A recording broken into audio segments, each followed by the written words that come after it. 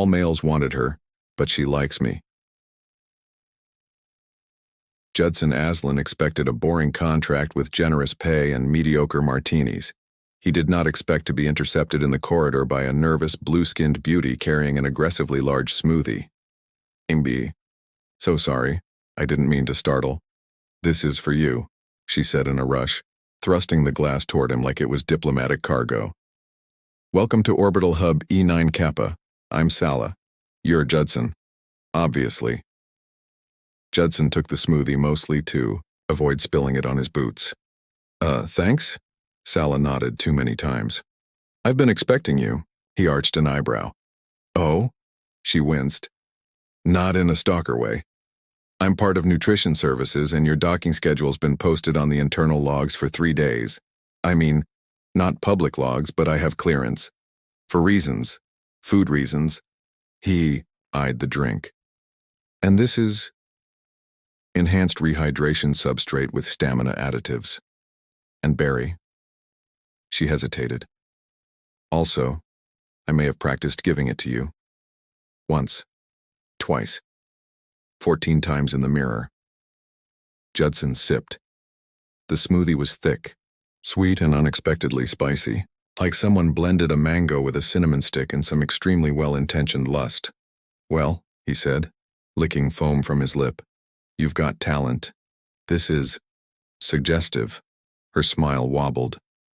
"I was aiming for arousingly nutritious." He coughed, covering a laugh. "Congratulations, you nailed arousingly." Sala's eyes lit up like she'd just passed an exam. "Oh, good. Some of my coworkers said this was a bad idea, that presenting myself directly might seem desperate." "It's definitely something." Her smile wilted slightly. He softened. "But I've had worse welcomes. One time I landed on Oxy Prime and got frisked by a customs officer who licked my neck to check for contraband pheromones." "Oh, I could—" "Nope." Judson cut in quickly. "Let's not jump to tongue-based inspections just yet." She nodded rapidly.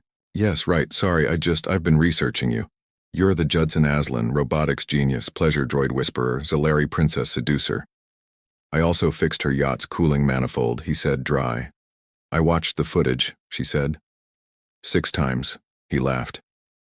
"You're very prepared." Her cheeks flushed violet. "I've been hoping you'd arrive. Not in a weird way, just you're very attractive. And inefficient. And I like your chest." He blinked. "My chest? It appears strong. I wondered if it was puffed for mating purposes." He nearly choked. "That's a new one. I'm sorry." She wrung her fingers. "I'm not used to this. My species usually undergoes matchmaking. Contracts. Dull men with exceptional bone symmetry. But She stepped closer, her voice softening. "I want to choose." Judson studied her. Glowing skin, earnest eyes, a body engineered by a flirtatious god with no concept of subtlety. And now? He realized she was actually shaking. He took another sip, smiling. "Sala, I've had a long flight, I smell like ion grease, and I'm still not sure this isn't a dream. But if this is your idea of seduction," she perked up. "Yes? It's working." She squeaked, a literal squeak, then beamed so brightly he swore the corridor lights dimmed in protest. This job was supposed to be quiet, clean, no entanglements. But as Sala blurted something about hydration bonding time and jogged away, he found himself smiling into his smoothie. Yep. Trouble. Blue-skinned, blushy, absolutely irresistible trouble. Judson should have known something was up when he got an urgent message about a critical fermentation failure in Hydroponics Lab 6. He arrived to find Sala already there, staring very intently at a wall panel while pretending not to notice him. "Hey," he said, stepping inside. "This the smoothie apocalypse you needed help with?" She whirled around like someone caught polishing illegal fruit. Nope. Yes to you being here. No to the apocalypse. Maybe." Judson chuckled. "You're adorable when you're flustered." She straightened like she'd just been knighted. Thank you, that's one of the outcomes I was hoping for. He glanced around. So what's fermenting so critically it needs an engineer instead of a botanist? She waved vaguely at some tanks. The substrate stabilizers. They're misbehaving. Very misbehaving. Possibly in need of discipline. Judson leaned in. Are you seducing me with yogurt references? Possibly. He opened a panel and poked inside. The wiring looked fine. In fact, it looked recently adjusted, like someone had deliberately rerouted the moisture sensors to trigger a fault. Someone with small, dainty, berry-stained fingers. You rigged this, he said, without looking up. I prefer to think of it as fermenting fate. He turned to her. You locked us in here, didn't you? The override only lasts 6 hours, she said brightly. And we have water, and snack packs, and a mood lighting panel. The lights dimmed. Very red. Very steamy.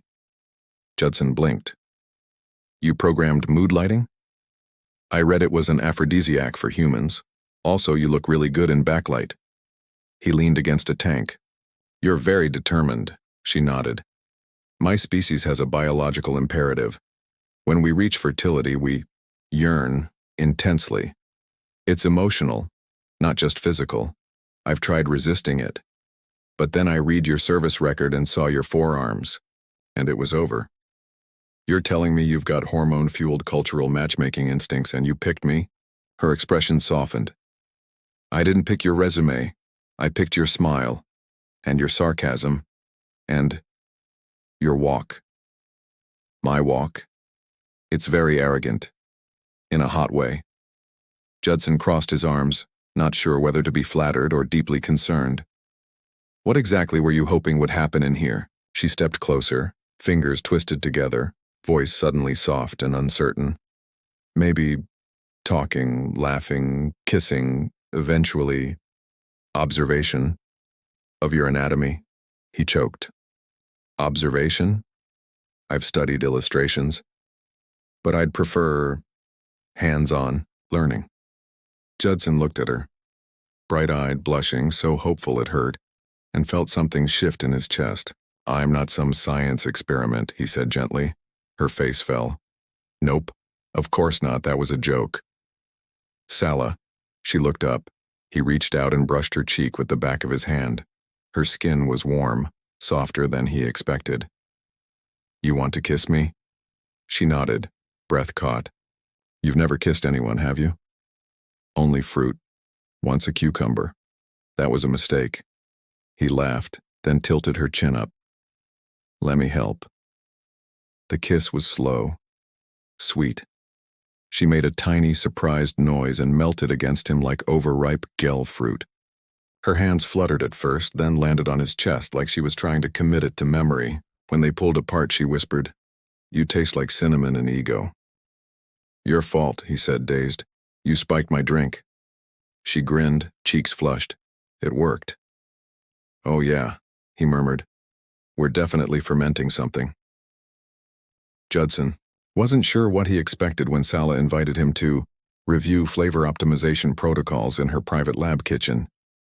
But he definitely didn't expect to walk into an environment so aggressively erotic it probably violated 17 health codes.